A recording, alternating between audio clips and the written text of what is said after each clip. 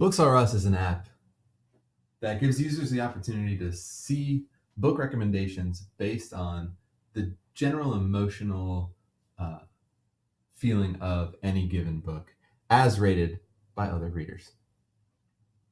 Today, my team is going to talk about how we came up with this project, what its intention is, some of the requirements that we put together from some of the earlier homeworks, and the overall design of our application. We'll demo what we have so far and even show what we have designed for the future and talk about how we're going to test all of these things. The project overview is just going to cover the concept of Books R Us and some of the features that we think are necessary for our users to get the experience of good recommendations based on emotions. Readers choose books based on feelings that stories evoke in them. For example, a person reading Stephen King's Carrie, which is a kind of horror book, is generally looking to be a little bit scared by that experience. And if they were to just read it not knowing that was a book that induces fear, they might be in for a shock once they're reading it. We think, in response to that, users might want to read a book knowing the emotion they want to experience from that book. So we want to have a community of recommendations from other readers about the types of emotions books invoke in other readers. And for that, we chose 6 emotions: anger, happiness, disgust, fear, sadness, and surprise. And we think that's a great start for us to start experimenting on user feedback. The features our current iterations cover is it shows a library of many books, and that is from the Goodreads API. The library lets users find as many books as they've read and then vote on the emotions that they thought they felt when they read that book. And then we rank all those books on that emotion. So whatever book got the most votes for fear, for example, maybe it was Stephen King's Carrie, that would appear on our front page as the top recommended book for fear. But in future iterations, we want to get more user specific. We want to give them a profile where they can start to collect recommendations and kind of favorites that they may read while they're crawling through the library, and then leave reviews for those books, more emotionally charged than maybe what you're seeing on Amazon. And also be able to search. Our current iteration is just a scroll through the entire library of books, which can be pretty cumbersome. So we want them to be able to search by either emotion or just keywords, parts of the title and author, etc. And then we think our current iteration can't handle the total amount of books that are out through our API. So we want to be able to increase the size of our database of books that can load a little more dynamically than what it may be doing right now. For requirements and design, we're just going to talk about the components. We'll show you the diagram we made for the navigation across our app, and then the design of our database. The website's architecture follows the model view controller model, and all the components are brought together through ASP.NET. The front end allows users to view and interact with the website. Angular was chosen so that we could approach an object-oriented model that our engineers are familiar with, and that we can componentize all of our books because we're going to reuse them so often. And then the backend contains all of our controllers that are going to be our APIs for our front end to request info from our database. And our models will represent the things like books and authors and emotions. And then we do have one external API from Goodreads. A journey of our user could begin with accessing our landing page, which is just going to show all of our top recommendations. So the number one book for each of our 6 emotions.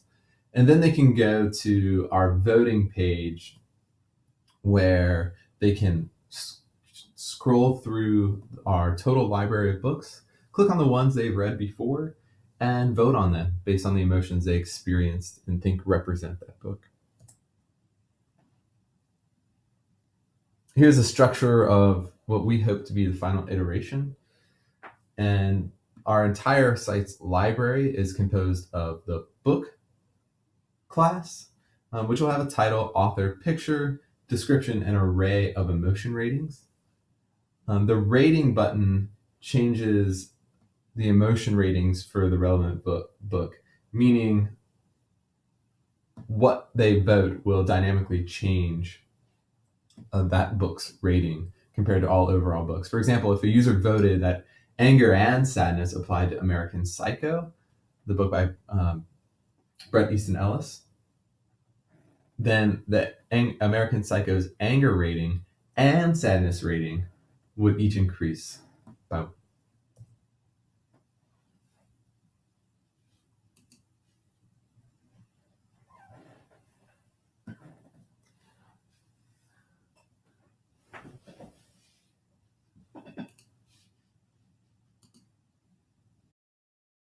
Hi, Stephen back in Figma. So now we're going to go over our QA process, our quality assurance, and how we kind of went through the design process, mixing in interviews with our users to see what the best design was and the most intuitive was for them.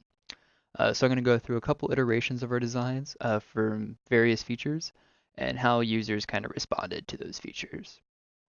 So this was our first iteration, final iteration of our home screen. As you can see, it has a vertical scroll right here, with each emotion labeled independently. So you have your sad recommendation, joy recommendation, so on. You have your browse and vote buttons, and then the title right there. Now, what I got from several users was that the vertical scroll was actually a little bit unintuitive, just because there's only 6 books being represented, uh, which can be all fit into one screen, one screen without having to scroll. Some more input I received from my users was that the recommendation on each title was a little cumbersome, uh, and there was just a lot of words on the screen that didn't need to be there. So we can see how that changed going to the next iteration. Um, so we included only the emotion titles. We also upgraded the UI a little bit with just having 6 books uh, represented on a single screen. We pushed our buttons back a little bit, and then just had a title for all of the recommendations, rather than previously it was just the top books in each emotion. Now it just says recommendations, and then gives each emotion. A lot of users liked this outcome over the previous, so we decided to keep it.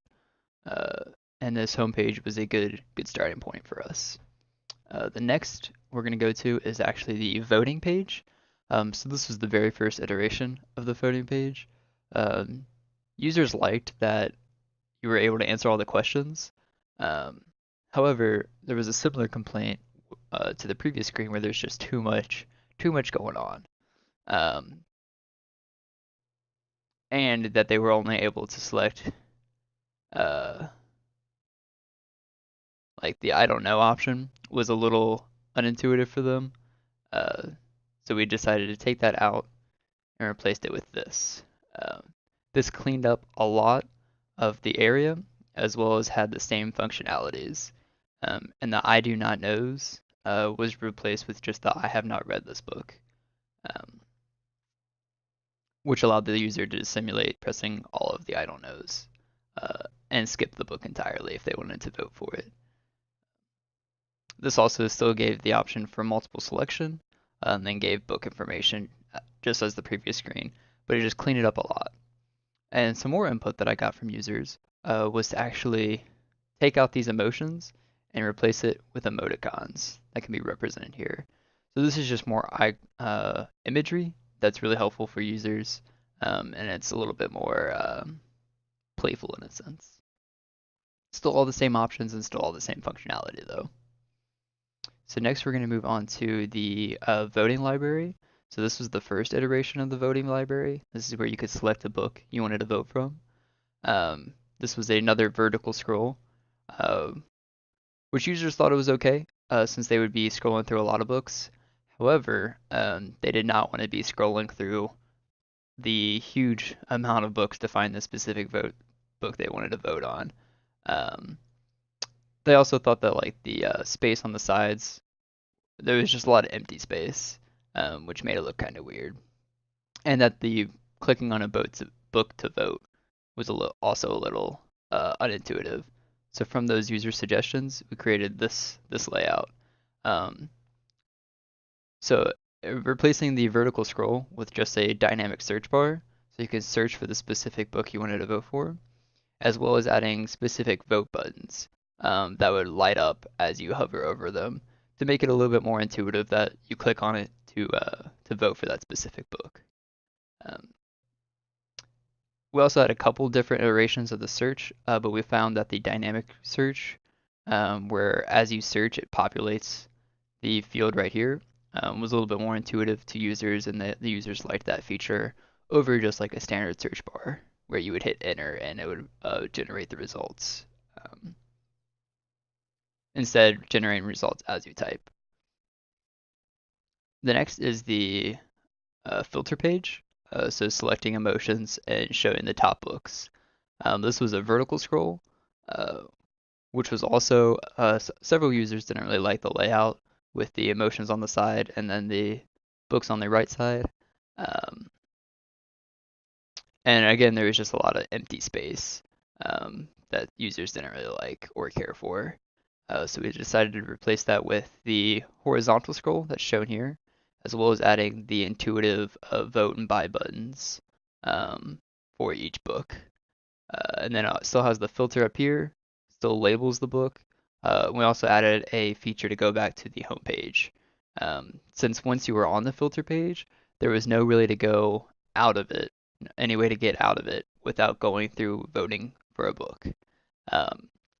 So we added that feature so they were able to return to the home page and do whatever they wanted from the homepage. So it was another feature that users were asking for. And with that, that completes our quality assurance. So the final stages of each of these is represented with the final iterations that I showed.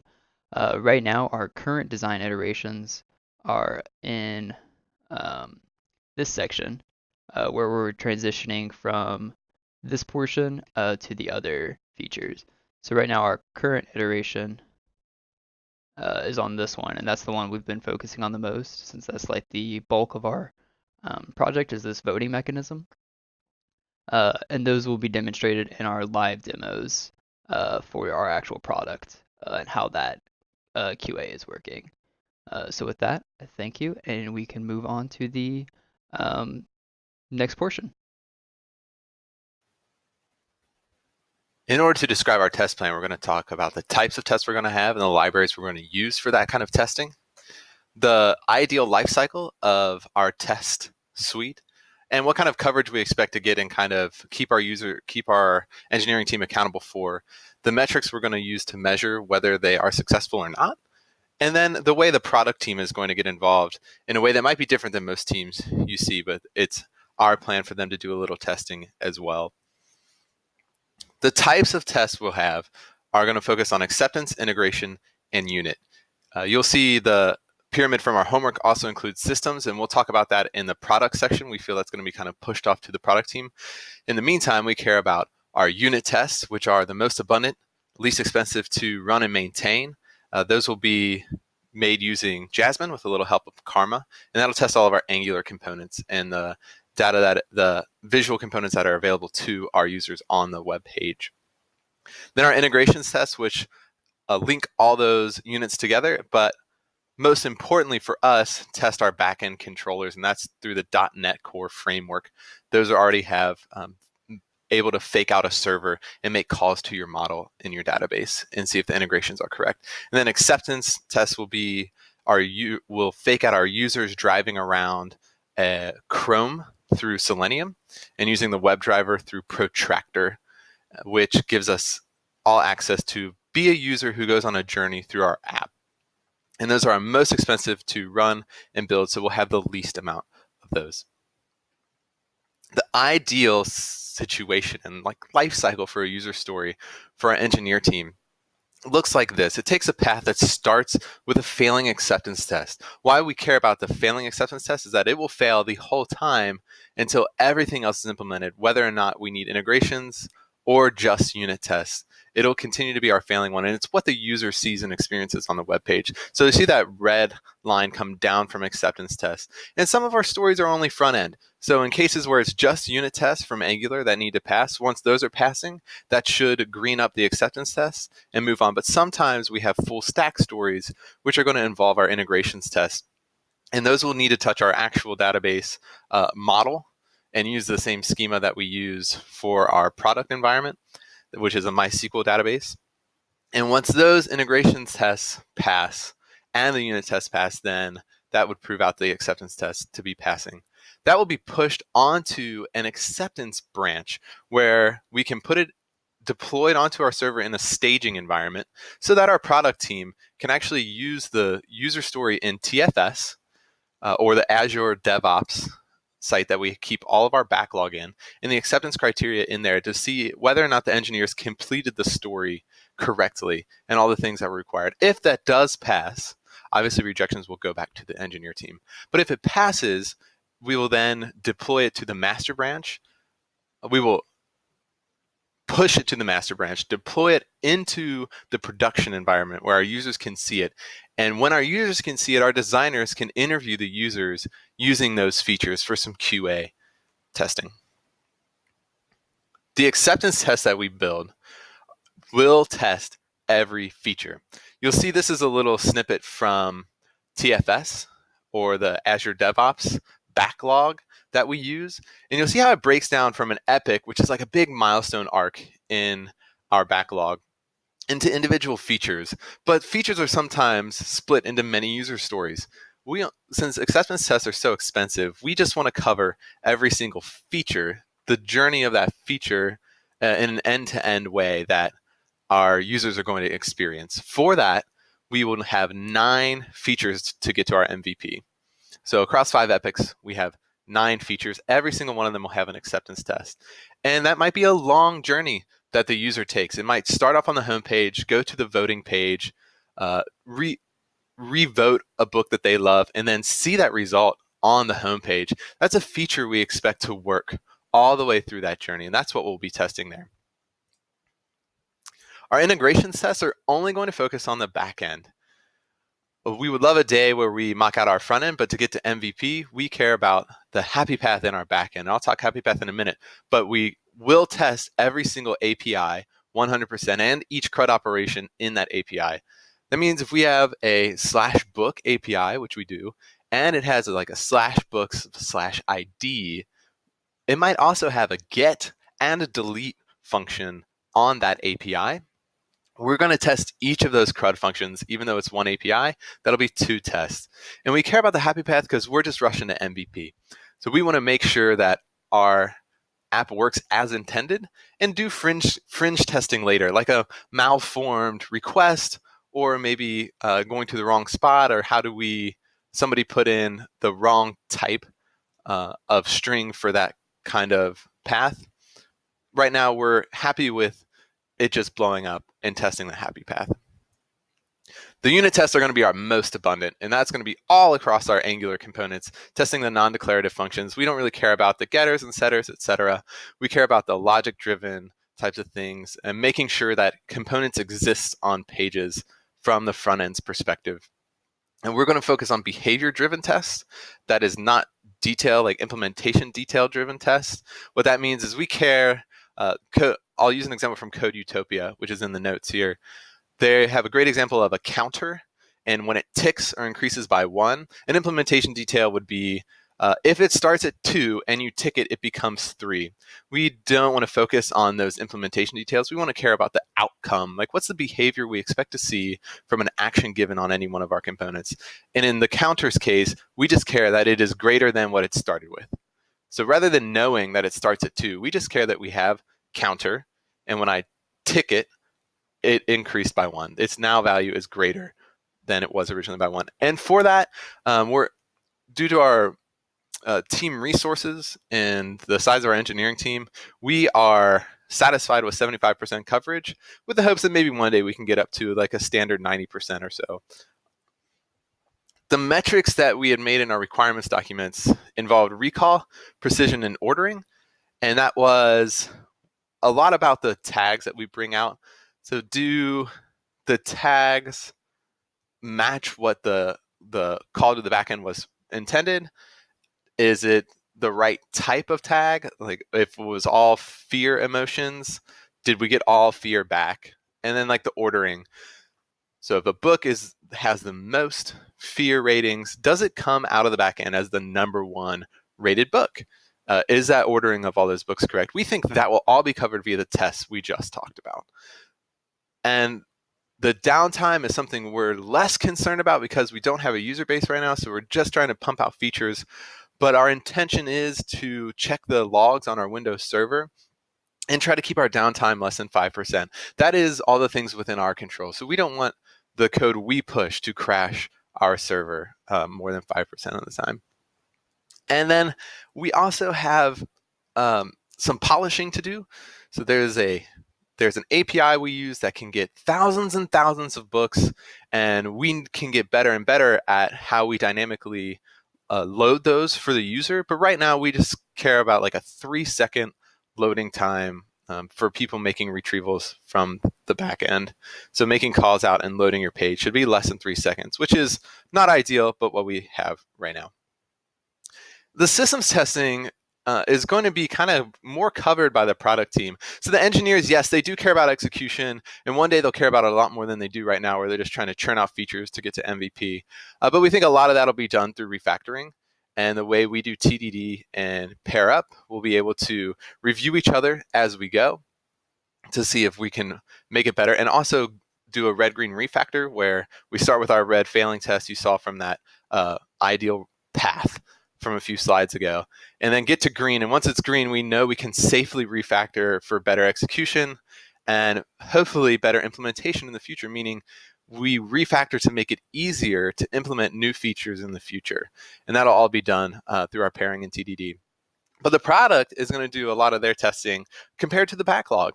They're going to actually run it in the same environment that our production environment is, in that staging environment, and check for bugs, like significant things that might crash our app, or maybe things don't work together at all. And the feasibility of a new feature just does not let the app function. It crashes after 10 minutes or something. And then the correctness, they'll compare it to the criteria that the design team needed to make our users satisfied in the user story. Most importantly, though, gets into the QA stuff. Design is going to interview users for all those kind of things. Can you even use this app? Does the button you click actually make a click thing?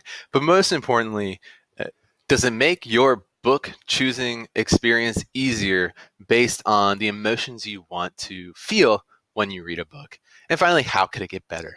Those are all the things design is going to ask, and we consider that part of our feature testing.